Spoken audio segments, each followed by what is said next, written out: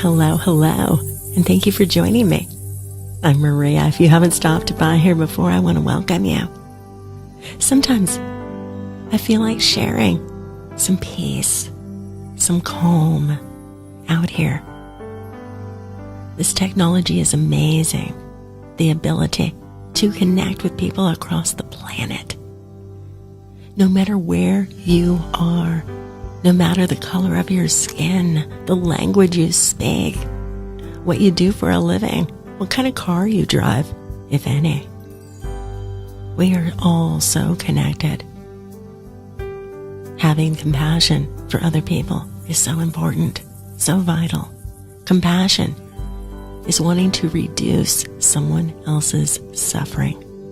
We don't have to have the exact same lived experiences to be compassionate. One of my favorite teachers is Pema Chodron. She's an American Buddhist monk, and I'm going to read a little bit of her insights right now. But before I start, I wanted to encourage you, if anything I am saying right now resonates with you in any way, please do feel free to go ahead and comment on this particular audio gift out here.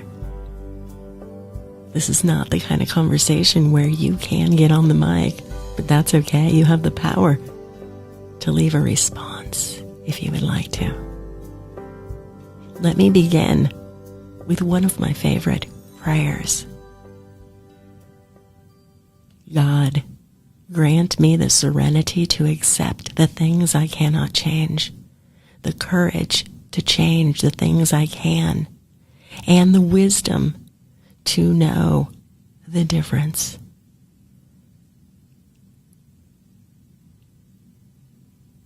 That is the Serenity Prayer. Perhaps you've heard it before in your lifetime. This world seems to be in such chaos. It is so important to be mindful of what you can and cannot change. You can observe tragedy happening. It can often be difficult to figure out how you can help. Whether it's packing up the car with clothing and food and driving to the shelter, hopping on a plane to rebuild a city that may have suffered devastation from a hurricane.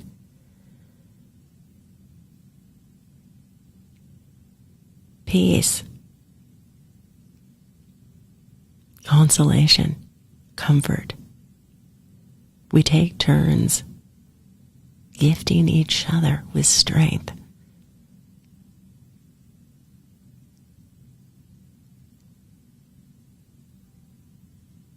I'm going to go ahead and I'm going to pick up my Pema Chodron book right now.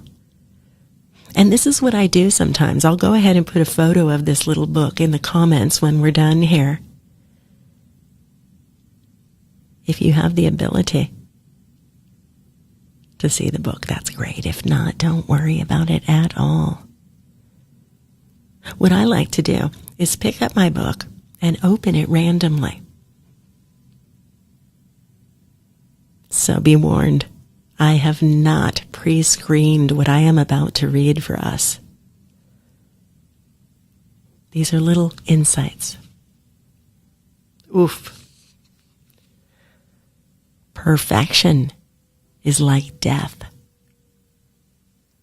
We think that if we just meditated enough, or jogged, or ate perfect food, everything would be perfect. But from the point of view of someone who is awake, that's death. Seeking security or perfection, rejoicing in feeling confirmed and whole, self-contained and comfortable, is some kind of death. It doesn't have any fresh air. There's no room for something to come in and interrupt all that. We are killing the moment by controlling our experience. Doing this is setting ourselves up for failure Because sooner or later, we're going to have an experience we can't control. Our house is going to burn down. Someone we love is going to die.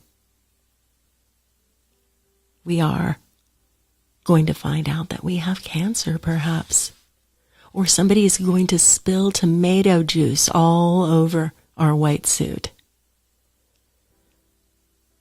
The essence of life is that it's challenging. Sometimes it is sweet, and sometimes it is bitter.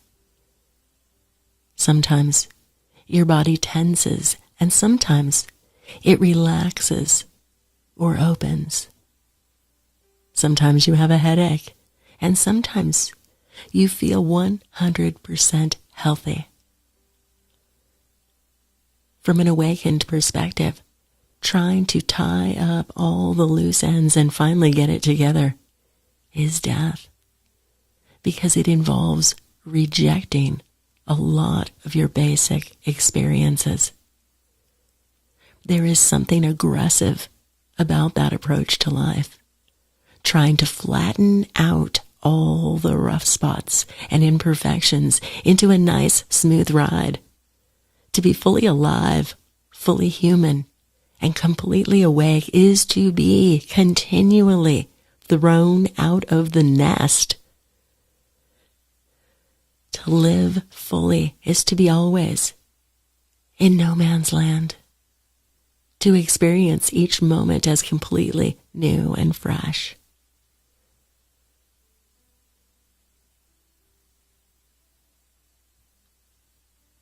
That was an insight from Pema Chodron.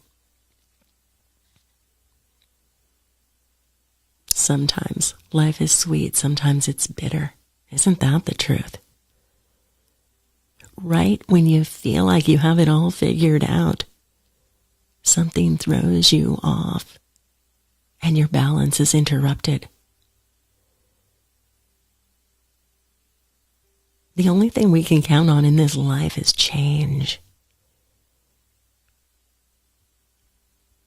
When I work with clients from a personal training perspective, we all know staying still, even the very act of standing on one leg, there is always movement happening.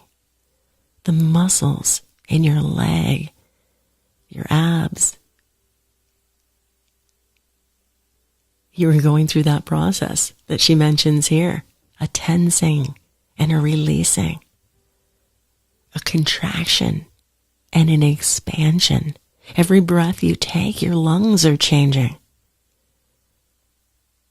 Every hair on your head, if you have hair, even if not, the pores on your scalp, they're changing too.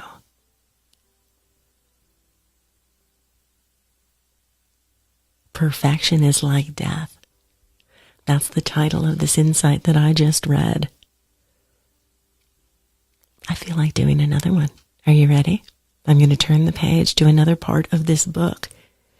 This is my little book, The Pocket Pema Chodron. She's an American Buddhist monk.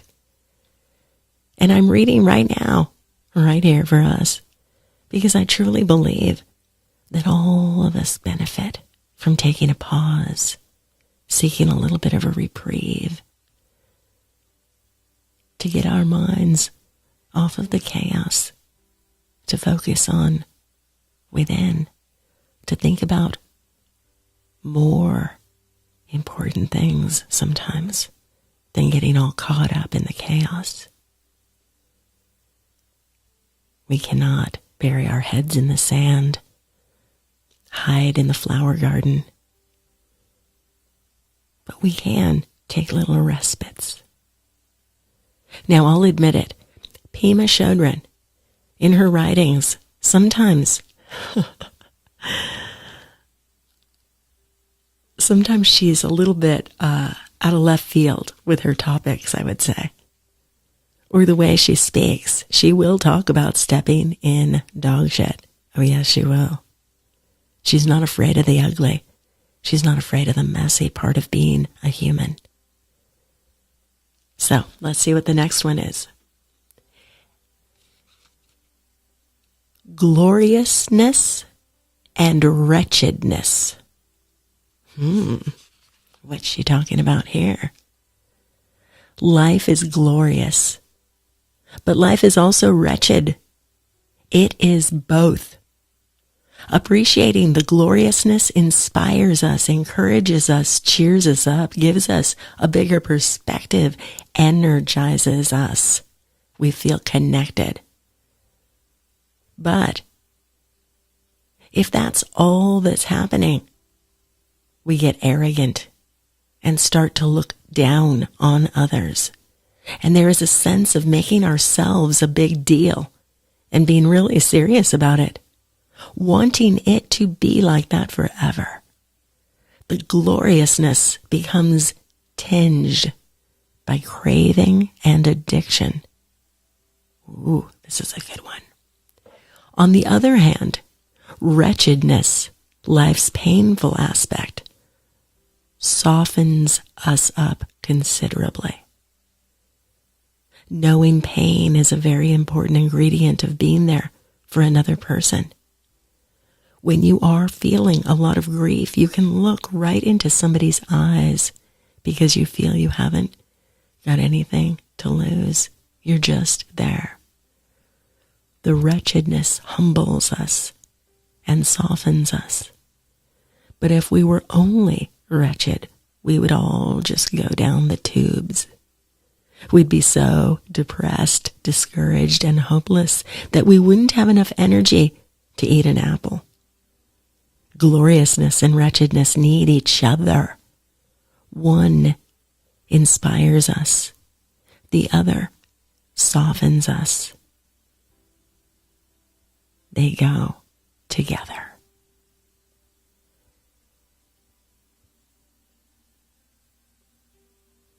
I love this particular passage.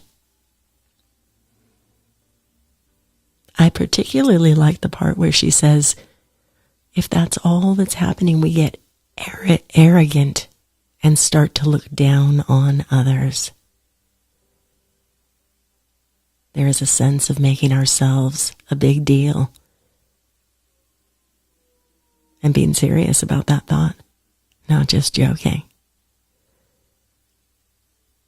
In this world, I think ego is important, but we need to honor it and not let it get out of control, right? I do not like to participate in conversations that are an us versus them kind of mentality or energy. In any of Pema's writings, she's talking about both ends of the spectrum, the light and the dark, the gloriousness and wretchedness. We do need both. When life is wretched, we're not saying that it feels good while it's happening. But it is important to realize that we are softened, we are humbled. We are made stronger so that we can get through the next wretched time more gracefully. And we can assist other people around us, whether they are immediate family and friends or people that we don't even know. Compassion, the desire to reduce someone else's suffering. If you allow yourself to spiral down into the wretchedness and convince yourself that you are the only one being tortured in this way, you will isolate and you will not be able to be of service to the whole, and we need you. You are in exactly the right place at the right time. I'm Maria, and I really appreciate you for stopping by. Thank you, thank you. I hope you have a beautiful day or evening whenever you happen to be stopping by. Let me know if any of what I just read resonates with you in some way. Bye.